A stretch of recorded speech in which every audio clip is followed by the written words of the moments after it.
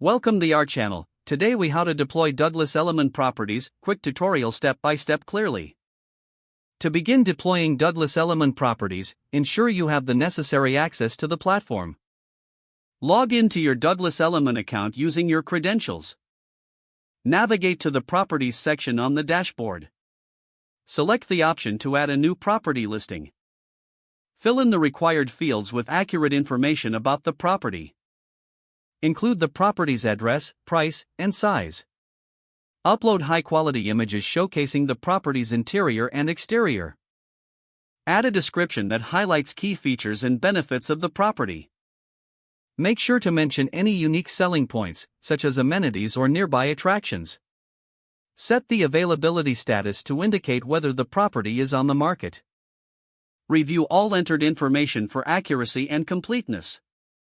Once satisfied, click on the Save or Submit button to publish the listing. Monitor the listing for any inquiries or updates that may arise. Regularly update the listing if there are changes in status or price. Ensure you respond promptly to any potential buyers or interested parties.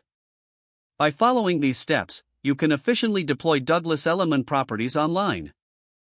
If the page does not load, refresh the browser or try again in a private or incognito. Make sure you are using the correct email address, then retype it carefully to avoid small typos. If your password is not accepted, use the reset option and create a new strong password you can remember. Check your spam folder for verification or security emails, then complete any requested confirmation steps. Enable two-factor authentication if available to improve account security and reduce unauthorized access risk. After signing in, review your profile details so your contact information and settings are accurate and current. If you see an error message, note it down and try again after restarting your device and internet connection. Log out when you finish, especially on shared devices, to keep your account and payment information secure.